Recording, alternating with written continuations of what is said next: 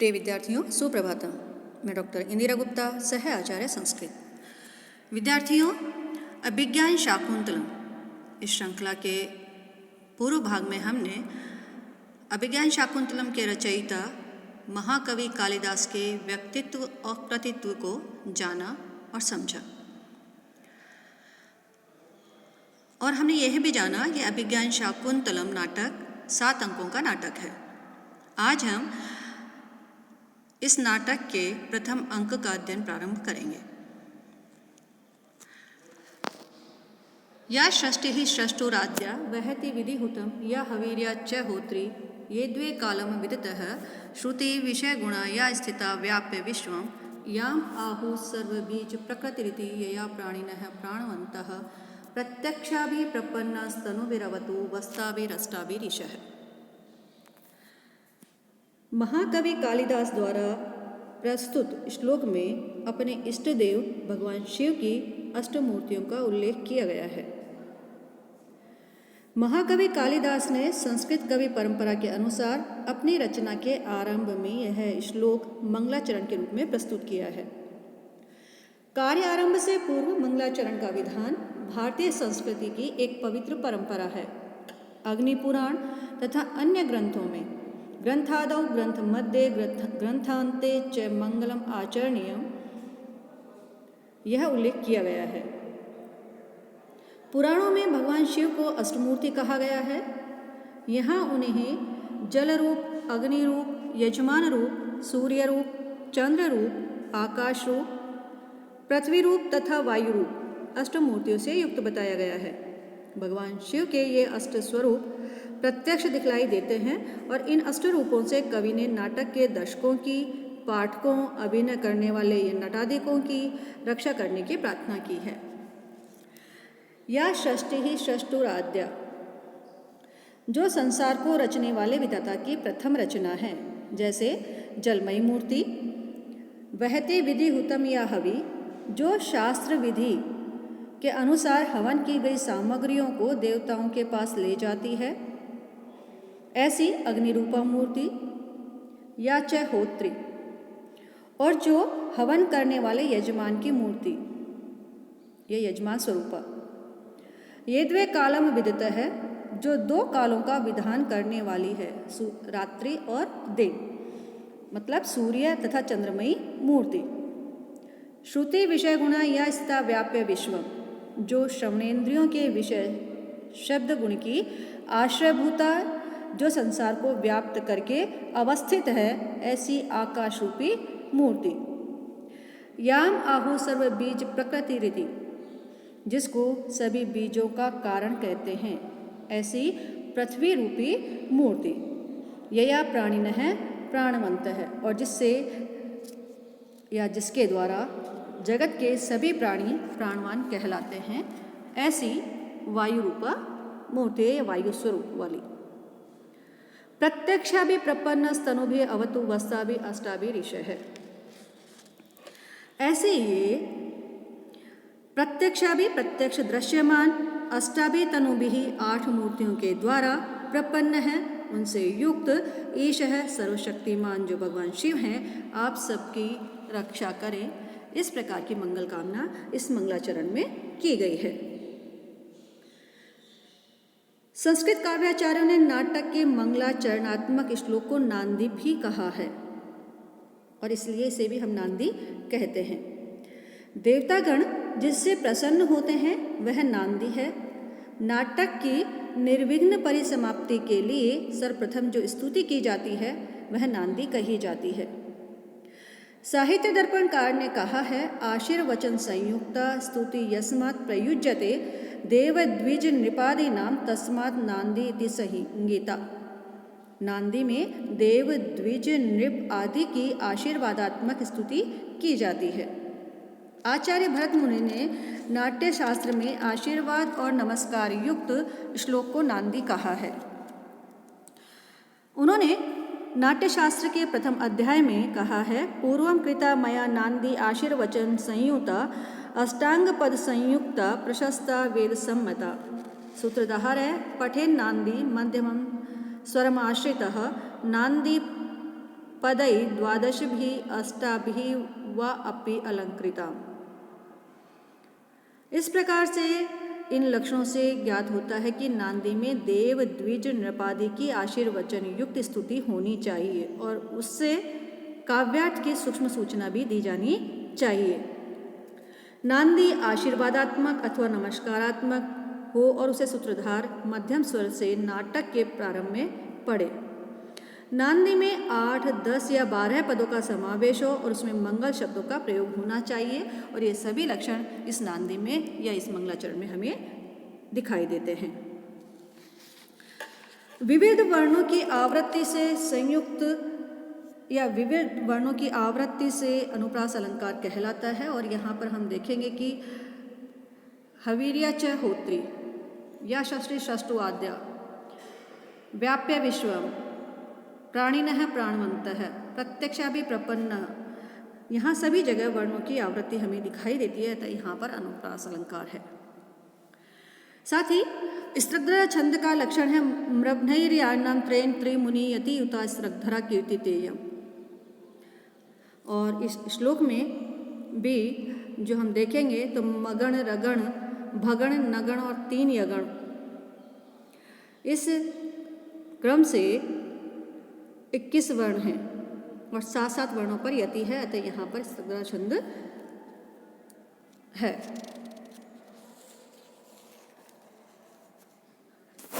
इस मंगलाचरण के पश्चात जो सूत्रधार है वो अपने इस मंगलाचरण कहें या नांदी कहें उसके पाठ के उपरांत कहता है अपनी नटी से कि आर्य यदि कार्य अभिनयकर्ताओं के द्वारा स्थिति, संभाषण आदि के अनुरूप वस्त्राभूषण आदि धारण करने का जो कार्य है वह समाप्त हो गया है, तो आओ नटी कहती है कि मैं उपस्थित हूँ, कहो क्या कहना है।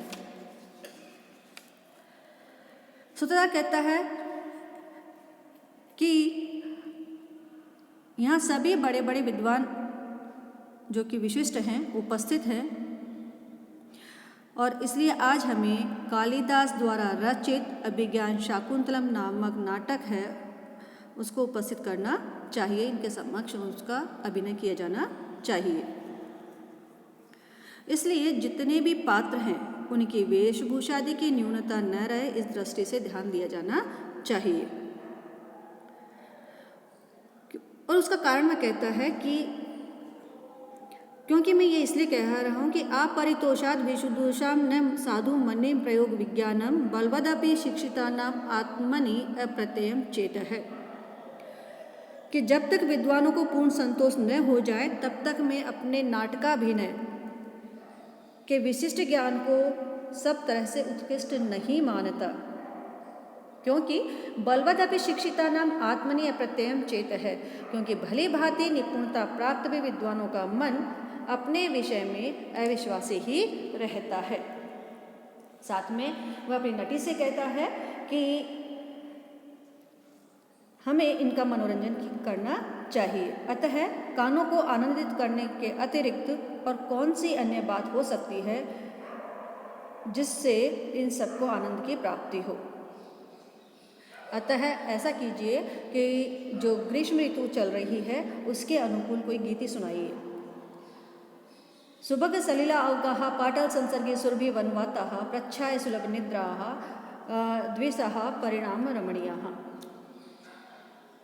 साथ ही फिर वो कहता है, नटी गाती है, ईषद ईषद चुंबितानि भ्रमरै सुकुमार केशर शिखानि अवंत सयंती दयमानाः प्रमदाः शिरीष कुसुमानि। और इस प्रकार से जब वो गाती है तो कहता है कि तुमने इतना सुंदर गाया कि जो मेरा मन है उसकी ओर आकर्षित हो गया और मुझे यही ध्यान नहीं रहा कि मुझे अभिज्ञान शाकुंतलम नामक जो नाटक है उसका अभिनय करना है। और इसी के साथ वो सूत्रधार कहता है कि मेरा मन तुम्हारी इस सुंदर गीति में उसी प्रकार से आकर्षित हो रहा था जिस प्रकार से कि इस राजा दुष्यंत के द्वारा मृग है उसे बलात् दूर तक ले जा रहा है। तवास्मि गीतरागेण हारिणा प्रसममृतः एष राजेव दुष्यन्तः सारंगेण अतिरहसा। वह कहता है कि जो इस सारंग के द्वारा हारिना मनोहर तुम्हारे गीत के स्वर से अति रहसा अत्यंत वेगशाली हारिना दूर तक ले जाने वाले मृगानुसरण में तत्पर राजा को दूर तक अपने पीछे ले जाने वाले हिरण के द्वारा जिस प्रकार से यह राजा दुष्यंत बलात्पूर्वक ले जाया जा रहा, उसी प्रकार से मैं तुम्हारे इस सुंदर गीत के द्वारा आकृष्ट किया गया हूँ। इसी के साथ जो राजा का प्रवेश होता है और वो राजा दुष्यंत हिरण का पीछा कर रहे हैं आखेट के लिए, और मंच पर राजा दुष्यंत अपने सारथी के साथ में दिखाई देते हैं और सारथी अपने रथ को चला रहा है, दुष्यंत उस पर बैठे हुए हैं। राजा ने सरसंधान किया हुआ है मृग के ऊपर। और सूत कहता है राजा को देख करके कि कृष्ण सारे ददत चक्षुत्वई च आदिज्य कार्मुके मृगानुसारिणम साक्षात पश्यामियो पिनाकिनम। वो कहता है कि कृष्ण सारे ददत चक्षुत्वई च आदिज्य कार्मुके, कि कृष्ण सार मृग पर और धनुष पर प्रत्यंचा चढ़ाए हुए आप पर एक साथ जब दृष्टि डालता हूँ तो मुझे मृग रूपधारी यज्ञ का पीछा करते हुए साक्षात शिव को देख रहा हूँ, ऐसा प्रतीत होता है। मृगानुसारिणम साक्षात पश्यामेव पिनाकिनम। साथ ही वह जो राजा जिस हिरण का पीछा कर रहे हैं, तो राजा उस हिरण की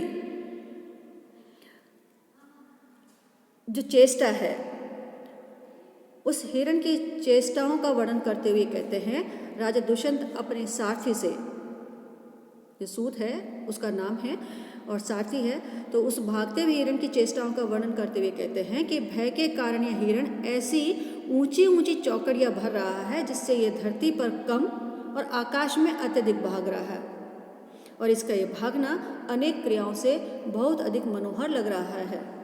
कहते हैं ग्रीवाभंगाभिरामं मुहुः अनुपतते चंदने बद दृष्टि पश्चादेन प्रविष्ट शरपतन भयात भूयसा पूर्वकायम दर्भै अर्धावलीडै श्रम विवृत मुख भ्रंशे भी किर्णवर्तमा पशोदग्रप्लुत्वाद वियति बहुतरम स्तोकम उर्व्याम प्रयाति। कहते हैं अनुपतते चंदने, पीछे दौड़ते हुए रथ पर मुंह बार बार ग्रीवाभंगाभिरामम, बार बार दृष्टि डालने से, गर्दन को मोड़ने से, सुंदरता पूर्वक बद्ध दृष्टि एकाग्र दृष्टि से देखता हुआ, शरद पतन भयात भूयसा पूर्वकायम, बाण के प्रहार के भय से अत्यधिक पश्चादेन प्रविष्ट है, पिछले आधे भाग से, पूर्वकायम शरीर के आगे के भाग में प्रविष्ट होता हुआ, श्रम विवृत मुख भ्रंशे भी अपने दौड़ने के श्रम के कारण खुले हुए मुख से गिरने वाले अर्धावलीडई, आधे चबाए गए दरभई कुशों से, किर्णवर्तमा, जिसका मार्ग व्याप्त हो गया है, ऐसा उदग्र प्लुत्वात् वियति, ऊंचा उछलने के कारण आकाश में, बहुतरम अत्यधिक, उर्व्याम और पृथ्वी पर स्तोकम प्रयाति, बहुत थोड़ा सा चलता है, पश्य तुम यह देखो। और इस प्रकार कह करके वह सारथी को देखने के लिए कहते हैं कि जो राजा दुष्यंत जो सारथी से कहते हैं कि इसका जो यह चेष्टा है हिरण की अपने आप को बचाने की, तेजी से दौड़ने की और उस तेजी से दौड़ते हुए चौकड़ियाँ भरने की, और उस समय पर धरती पर कम और आकाश में अपना समय अधिक व्यतीत करने की, जो इसका ये भागना है वह क्रिया बहुत ही मनोहर लग रही है, उसको तुम देखो। और राजा के ऐसे कहने पर सूत है वह कहता है कि अभी तक तो मैंने घोड़े की लगाम खींच रखी थी, अतः अब और वेग मंद हो गया था रथ का, अतः अब जो मैं इसकी लगाम को छोड़ देता हूँ और फिर उसके वेग को आप देखिए। और इस प्रकार से वह वर्णन करता हुआ कहता है मुक्तेषु रश्मिषु निरायत पूर्वकाया निष्कंप चामर शिखा निवृतो ऊर्ध्वकर्ण आत्मोदतैरपि रजोभि अलंघनीया धावन्ति अमी मृग जव अक्षमया एव रथ्यः। कहता है कि रश्मिषु मुक्तेषु, घोड़ों की लगाम या रश्मि को छोड़ देने पर, या कहें कि लगाम ढीली कर देने पर, निरायत पूर्व काया, जिसके शरीर का पूर्व भाग अत्यधिक लंबा चौड़ा हो गया है, निष्कंप चामर शिखा, और जिसकी जो शिखा है, मस्तक पर जो बंधी हुई कलंगी है, वह है निश्चल हो गए हैं, निवृत्तो ऊर्ध्व करना, और जिसके कान खड़े हो गए हैं तथा निश्चल हो गए हैं, आत्मोदतैरपि, अपने द्वारा उड़ाई गई भी, रजो भी, जो धूल है धूल के कण हैं, अलंघनीय, उल्लंघन नहीं किए जा रहे हैं, मतलब वो इतनी शीघ्रता से आगे की ओर जा रहे हैं। अमी रथ्याः, जो ये घोड़े हैं, वे मृग जव अक्षमया एव, मानो मृग के वेग को सहन करने में समर्थ नहीं हैं, ऐसा यह सहन न करते हुए धावंती, दौड़ रहे हैं, ऐसा प्रतीत होता है। या कहें कि ऊंची नीची भूमि आने पर सारथी ने जब लगाम छोड़ दी, तो ऐसे में वह राजा को दिखाते हुए कहता है कि इन जो घोड़ों की और रथ की जो वेग है वो इतना अधिक है कि जो घोड़े हैं उनके मस्तक पर बंधी हुई जो चोटियां हैं उनका कंपन बंद हो गया है, उनके कान खड़े हो गए हैं, और जो वेग के कारण जो धूल उनके द्वारा उड़ाई गई है वह भी पीछे छूट रही है, और ऐसा प्रतीत होता है कि इस मृग के वेग को सहन न करने के कारण जो घोड़े हैं वह अत्यंत तीव्र गति से दौड़ रहे हैं। सारथी के ऐसा कहने पर राजा जो वहाँ पर आसपास जो वस्तुएं हैं उन वस्तुओं की जो स्थिति है क्षण मात्र में समीप आती हैं, और कुछ बाद में वो निकल जाती हैं, और जो दूर वस्तु है वो समीप आ जाती है। तीव्रता से जो उनकी स्थिति बदल रही है उस पर दृष्टिपात करते हुए राजा कहता है कि तुमने ठीक ही कहा, ये घोड़े ऐसा प्रतीत होता है कि सूर्य और इंद्र के घोड़ों का अतिक्रमण कर रहे हैं, और साथ में यदा आलोके सूक्ष्म व्रजति सहसा तद विपुलता यद अर्धे विच्छिन्नम भवति कृत संधानमयु तत् प्रकृत्या यद वक्रम तदपि समरेखम नयनयो न मे दूरे किंचित क्षणमपि न पा सर्वे रथ जवात।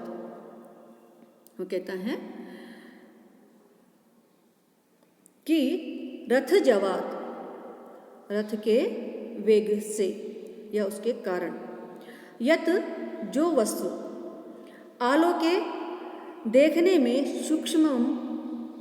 सूक्ष्म दिखाई देती थी, अत्यंत छोटी दिखाई देती थी, वह तत् विपुलताम सहसा व्रजति, वह वस्तु अचानक विशालता को प्राप्त हो जाती है।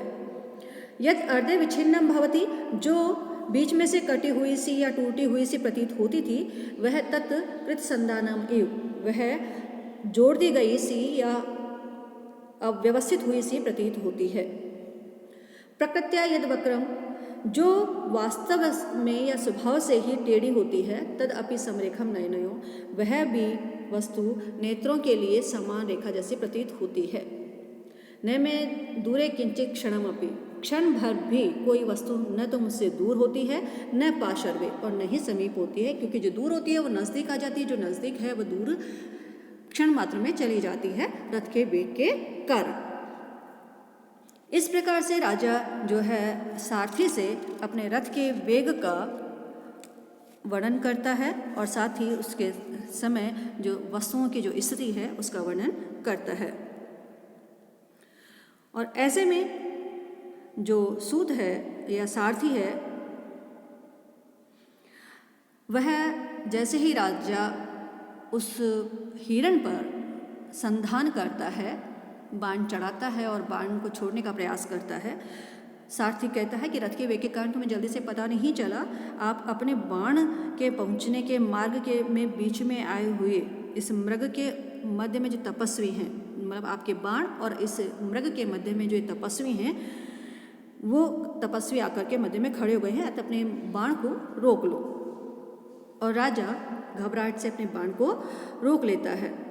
और ऐसे में जो तपस्वी हैं वो हाथ उठा करके कहते हैं कि राजा, इस आश्रम के मृग को नहीं मारना चाहिए आपके द्वारा, क्योंकि आपके द्वारा इसका मारना उचित नहीं है। ये जो मृग है वो आश्रम का मृग है, आश्रम के द्वारा उसकी रक्षा की जानी है या आपका दायित्व बनता है।